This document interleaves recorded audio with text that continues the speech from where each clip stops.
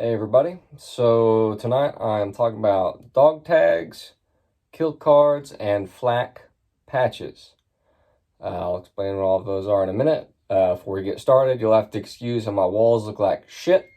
This house is old, and I'm in the process of painting this whole damn thing and testing out greens. This one is too dark, so you probably won't see that too much. That's going to get painted over. Anyway,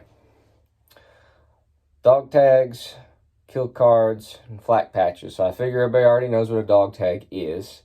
It's a piece of metal with your name and your other pieces of identification that might be useful. Usually your blood type. I'll just read what mine has. I'm not going to show you mine because it does have a important number that I would rather not have on the internet. But it's got my last name, my first and middle initials, my blood type, which is O positive. So if you know me and you're around and I need blood for like whatever, O pos. Mo pos. Let's see. It's got that number. That number probably used to be social security numbers, and then at some point the military decided that was probably not a good thing to just put on a thing. So they gave everybody a military ID number, and mine is on this. It has my military branch on it. M for maybe he's a dude. Can't assume. And then religious preference. So that is what my dog tags have. Yeah. So what we do with these were kind of not used much when I was in. We kind of moved on to the kill cards, which I'll get to.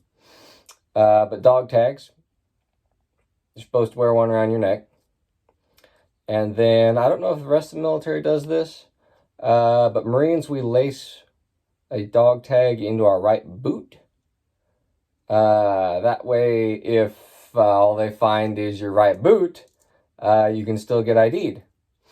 It is what it is. Dog tags are for IDing you when you are not able to answer things like who the hell you are. Okay, next thing. Let's do the kill card. So the thing that has kind of replaced dog tags, and I can show you this one because I've covered up the important numbers this time. Kill card. It has this stuff on it. Similar information, but more. So we got the blood type, any allergies, I don't have any. Religious preference, again, I don't know why that's not on here.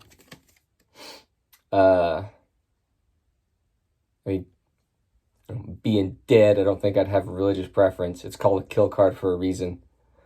Last name, first name, middle initial. This has my unit on it. So WCO Weapons Company 2-1, because I was in 2nd Battalion, 1st Marines. It was kind of cool. It's kind of shit. It's kind of all right.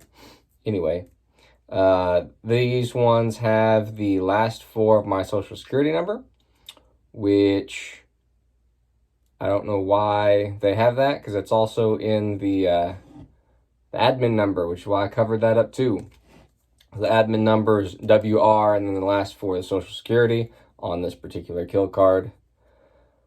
W for weapons company, R for my last name, and then the last 4 of my social, because reasons, I guess. And the last thing on here, it has serialized equipment. I can't do this. There we go. Serialized equipment. Like I said, it's a kill card for a reason. If they're looking at it, they need to know what shit is yours so they can, pick it up. So this one, this must be the first one I had. This has an M16A4 on it. And I had that through the first MEU I went on. So, it's got the M16A4, the RCO, that is the Rifle Combat Optic, which is what the Marine Corps calls an ACOG. It's a damn ACOG. A PEC 16, which is the like laser designator thing on your rifle. The PEC 16 has a light, a vis laser, an IR laser, and an IR like floodlight or illuminator, whatever you want to call it. The PEC 15, which is the other thing that some of the guys had in my unit, does not have the white light. I don't know if I had a vis laser or not. I never had a PEC 15. Anyway, PEC 15s don't have a white light. PEC 16 has a mediocre white light. Last thing on here, the PVS 14, night vision. Yeah, standard military night vision. I've seen that they've got duals now. That's badass. But yeah, PVS 14. On the back side of this, it has what it says, CASEVAC request NATO 10 line. 10 line.